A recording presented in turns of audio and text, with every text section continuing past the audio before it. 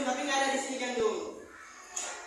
Ya, terus itu ada apa lagi? Ada tumbuhan juga yang kemarin sempat kita bahas, bisa jadi obat-obatan, bahan kosmetik dan lain sebagainya. Namanya kayak lidah buaya, ya kan? Lalu juga ada kumis kucing. Kalau hewan ada yang untuk dimanfaatkan, kayak misalnya itu ayam, bebek, ya, untuk memenuhi kebutuhan hidup kita. Nah, ternyata keanekaragaman hayati yang kita pelajari kemarin, yang telah dibilang tadi, keanekaragaman hayati itu pengertiannya segala hal yang ada di muka bumi yang makhluk hidup. Nah, itu merupakan bagian dari sumber daya alam. Sumber daya alam itu ada dua. Sumber daya alam yang dapat diperbarui dan yang tidak dapat diperbarui. Sebelum itu kita bagi lagi sumber daya alam itu. Tadi ada keanekaragaman hayati, kemudian juga ada keanekaragaman non hayati. Nah, keanekaragaman non hayati merupakan keanekaragaman yang apa? Yang bukan makhluk hidup, ya. Tadi kan keanekaragaman hayati itu makhluk hidup, kayak misalnya flora dan fauna. Nah, kalau keanekaragaman non hayati itu keanekaragaman yang bukan makhluk hidup, kayak misalnya itu ada emas, ya, ada minyak bumi, kemudian apa lagi? Iya, gas bumi, ada apa lagi? Besi, ya, dan lain sebagainya, banyak ya. Nah, semua keanekaragaman tadi, keanekaragaman hayati, keanekaragaman non hayati, merupakan bagian dari sumber daya alam. Nah, kita masuk ke sumber daya alam ya.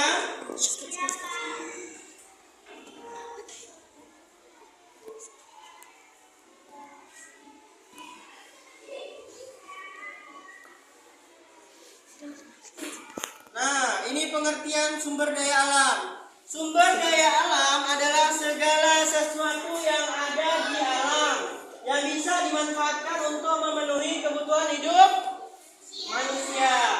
Nah, tentu setiap hari kita sebagai manusia perlu yang namanya makan, ya, makan, minum, perlu juga pakaian. Nah, seluruh produk-produk makanan, pakaian, tempat tinggal itu merupakan hasil dari pengolahan sumber daya alam. Nah, sumber daya alam ini katanya harus dimanfaatkan secara bijak oleh kita manusia. Karena ada beberapa jenis sumber daya alam yang keberadaannya terbatas. Nah, kayak tadi, kayak misalnya sumber daya alam yang dapat diperbarui dan tidak dapat diperbaharui.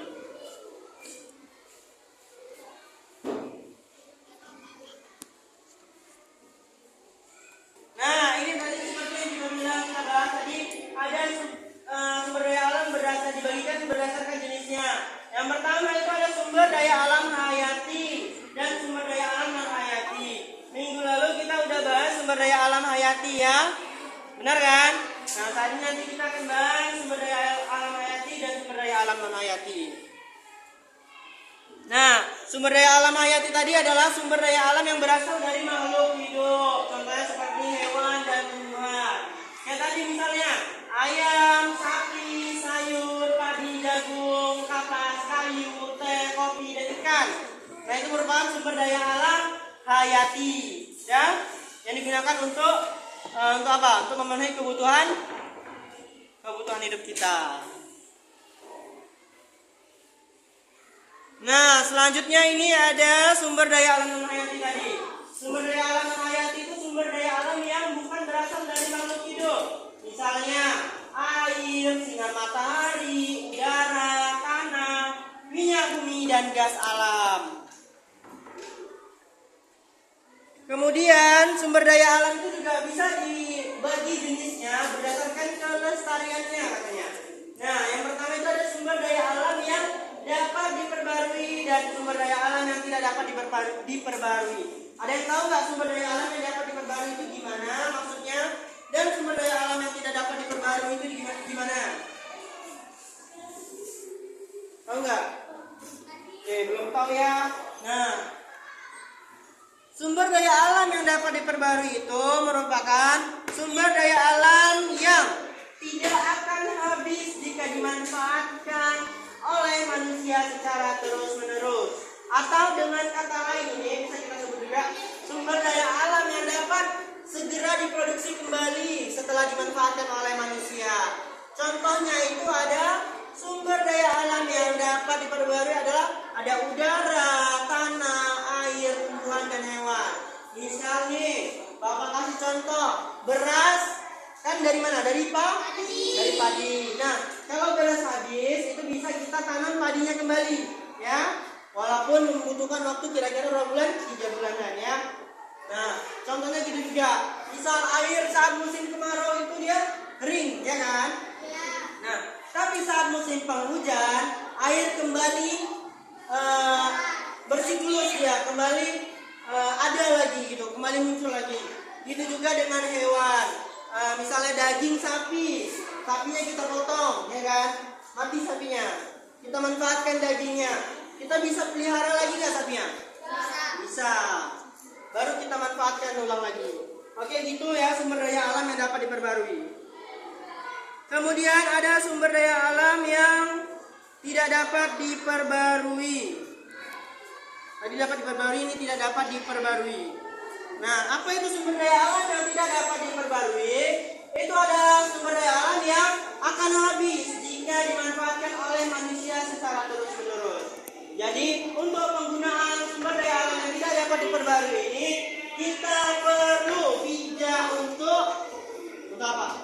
Untuk menggunakannya, untuk memanfaatkannya, agar sumber daya alam tersebut tidak habis.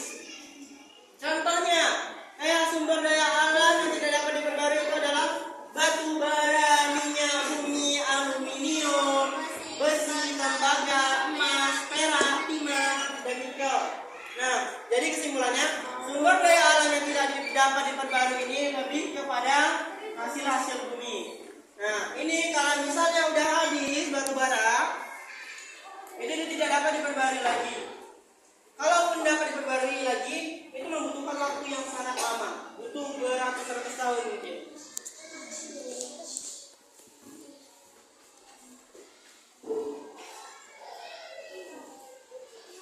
Nah, ini adalah dampak pengambilan sumber daya alam yang tidak dapat diperbarui lagi. Misal ini, kita mau buat apa? Mau buat rumah, mau buat atau apa ya? Ada rumah tangga nih, misalnya kayak kursi ruang tamu, meja ruang tamu, ya kan? Itu kita perlu kayu perabotan rumah tangga. Nah, hutan tadi banyak ditebang. Walaupun kayu tumbuhan tadi bisa diperbarui jenisnya, tapi membutuhkan waktu yang lama untuk tanam pohon itu kembali, ya kan? Iya, puluhan tahun.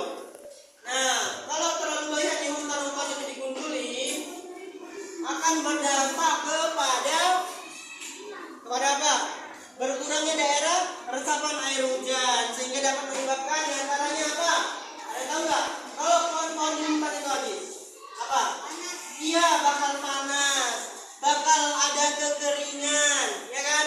Bakal ada apa lagi? Banjir, karena daerah resapan airnya kurang.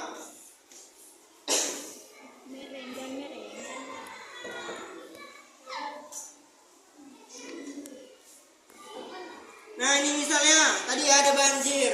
Nah, tadi fungsi hutan tadi kan untuk menyerap air ya, untuk menyerap air. Nah, kalau tidak ada penyerapan air, maka akan terjadinya banjir ya.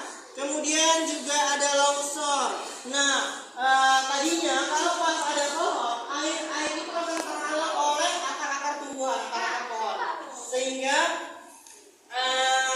tidak langsung ke tanah. Jadi kalau misalnya pohon-pohon itu ditebang, air itu langsung menggerus tanah dia, maka terjadilah longsor. Simpulnya, tanah itu tidak dapat ditahan oleh akar karena pohon-pohon udah nggak ada. Itu dampaknya. Kemudian juga ada kekeringan, ya, karena saat jumlah pohon semakin sedikit ini, air yang diserap pun semakin sedikit. Hal ini menyebabkan kondisi tanah juga kekeringan. Nah, kalau kekeringan ini juga akan berdampak kepada usahanya kita mencari tumbuhan lagi atau menanam tumbuhan, ya. Nah, terus apa yang untuk mencegah ini hutan gundul itu diapain? Ada yang tahu nggak? Nah,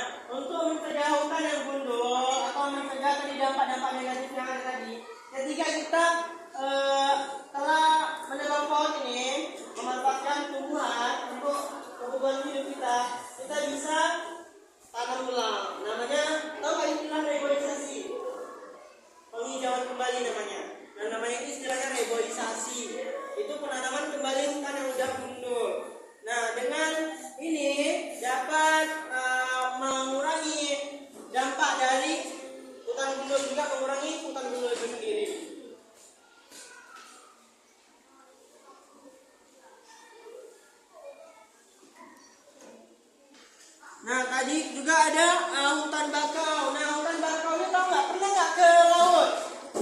Pernah nggak ke laut? Daerah pesisir. Pernah nggak ke laut? Tahu pohon bakau?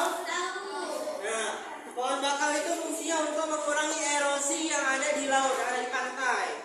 Juga untuk mengurangi ombak besar kalau misalnya terjadi pasang air laut. Nah, akar pohon bakau itu kan besar ya? Besar nggak? Besar. Iya, besar. Nah, itu mengurangi kerasnya air laut ketika menghantam pesisir pantai. Pohon bakau ini, tumbuhan bakau ini dimanfaatkan untuk biasanya keperluan pembangunan. Nah, jadi banyak juga yang manfaatkan kayu dari pohon bakau ini. Nah, kalau pohon bakau ini habis, punah, rusak, maka apa yang terjadi? Tidak ada lagi penahan gelombang air laut, ya. Juga rupanya fungsi dari hutan bakau ini selain menahan gelombang tadi, dia juga sebagai tempat hidup hewan laut, kayak misalnya kayak kepiting. Pernah dengar kepiting bakau? Nah, udang-udang juga ya, kerang-kerang. Nah, itu tempatnya itu di bakau. Nah, kalau hutan bakau itu rusak habis, maka hilanglah tempat hidup hewan dan tumbuhan ini.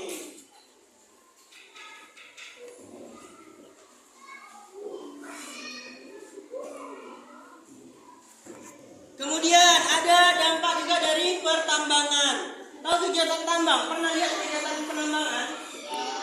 Tambang emas pernah? Nah, apa sih dampak dari akibat pertambangan yang terus-menerus dilakukan ini? Yang pertama itu ada kerusakan hutan.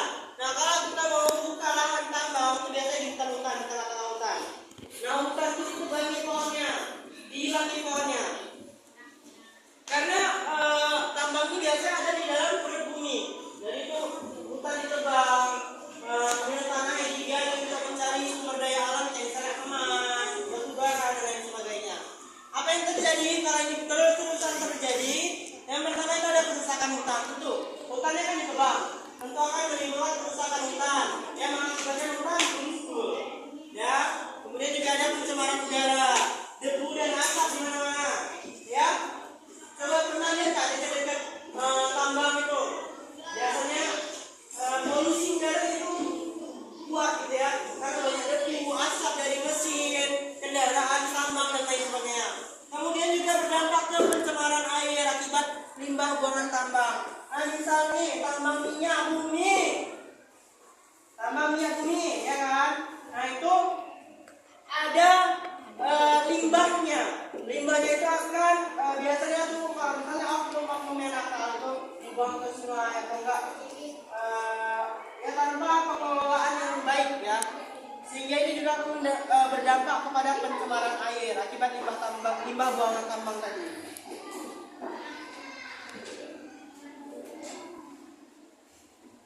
Nah, gimana upaya pelestariannya?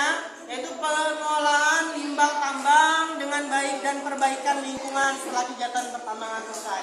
Jadi, jangan sampai setelah kita melakukan kegiatan penambangan itu kita biarkan gitu aja. Ya, harus kita perbaiki kembali semula. Gimana dia bentuknya semula, gitu dia harus kita buat. Kita perbaiki. Sehingga hal ini akan mengurangi dampak dari lingkungan yang rusak akibat pertambangan tadi. Nah, juga apa yang terjadi kalau misalnya hutan tadi itu rusak? Ini ya, terancamnya populasi jenis hewan dan tumbuhan. Tahu nggak? Ada beberapa hewan yang telah punah. Apa aja? Dinosaurus mah udah punah. Terus apa lagi? Ini harimau Sumatera. Iya, harimau Sumatera itu. Iya, harimau Sumatera. Terus sekarang lagi punah, hampir punah. Makanya ini salah satunya daerah kita itu Aceh ya. Nah, ya lumba-lumba. Kalau di daerah Aceh sendiri ada namanya, ya pada Jawa. Kalau di Aceh sendiri itu namanya ada harimau Sumatera. Ya, harimau Sumatera ini hewan yang dilindungi. Biasa, kenapa kok bisa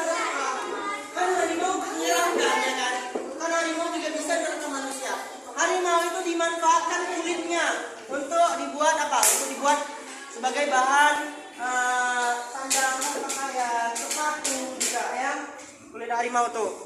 Udah. Kemudian juga ada kalau di laut itu ada ikan hiu ya. Itu dimanfaatkan siripnya sebagai bahan makanan yang bernilai tinggi. Nah, kemudian juga ada orangutan. Pernah lihat orangutan? Oke. Orangutan itu terancam punah dia. Kenapa? Karena hutan tempat mereka tinggal itu udah gundul, udah tidak bisa dimanfaatkan lagi. Kemudian tanaman cendana.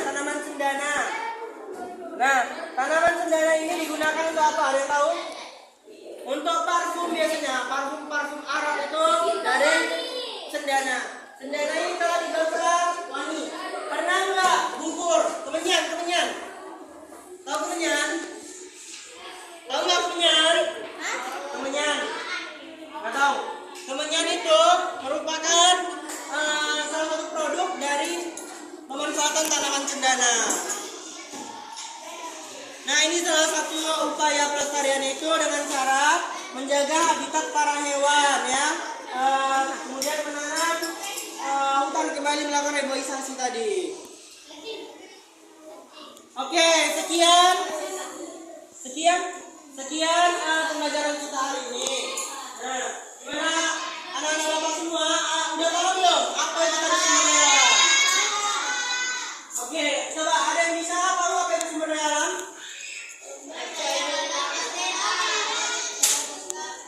Apa Haikal?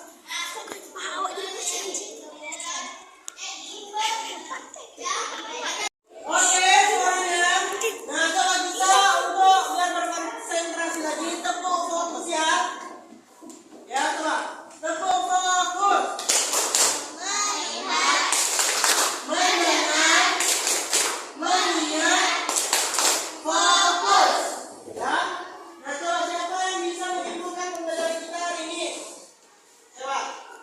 Apa itu sumber daya alam tadi? Sumber daya alam di posisi apa coba? Hah? Sumber daya alam itu kita lihat sumber daya alam itu segala sesuatu yang dihasilkan oleh alam yang dimanfaatkan oleh manusia. Ya. Ada berapa jenis sumber daya alam? 2, apa aja? Hayati dan non hayati. Kemudian jika dilihat dari kelestariannya, ada berapa jenis sumber daya alam? 2 juga. Apa? Yang dapat diperbarui dan yang tidak dapat diperbarui. Oke, sebelum kita pulang, Bapak ada tugas ini untuk kalian.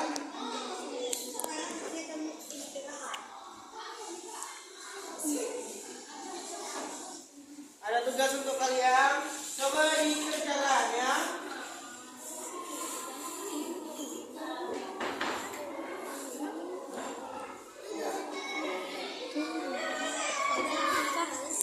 Udah, coba dilihat di lembar pertama. Ini ada pemanfaatan sumber daya alam namanya. Kelompokkan, baca ya. Kelompokkan teks yang ada di bawah ini ke dalam 2 kelompok, yaitu sumber daya alam hayati dan sumber daya alam non hayati.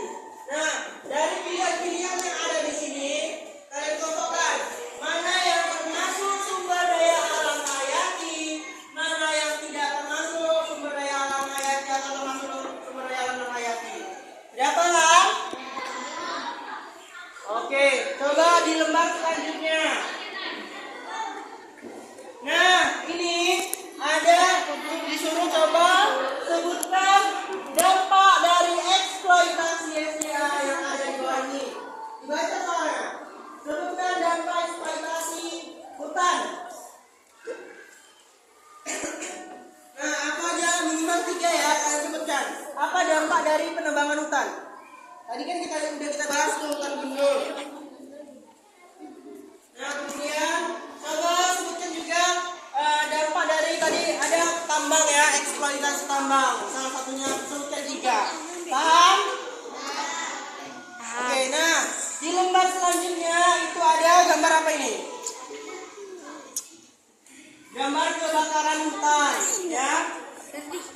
Nah, di sini coba kalian diskusikan kelompok solusi apa yang dapat kalian berikan kalau misalnya saran apa yang kalian berikan nih?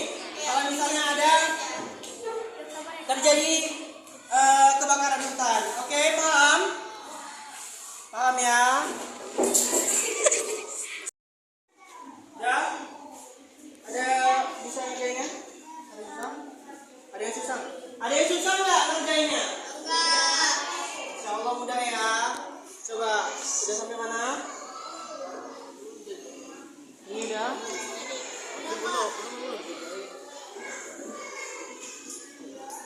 Ada susah nggak?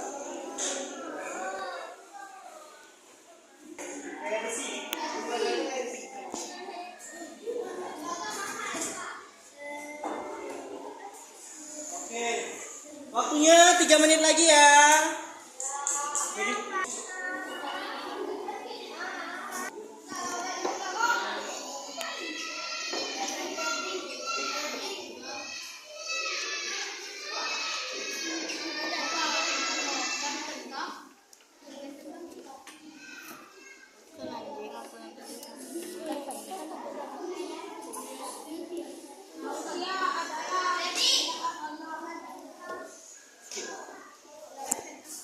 Oke, udah ada yang siap?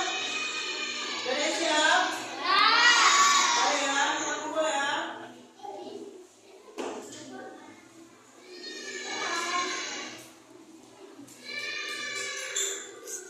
Udah ada yang siap? Mudah kan soalnya?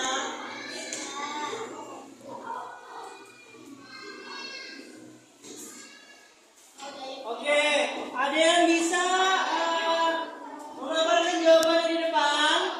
Iya, Najwa, silakan.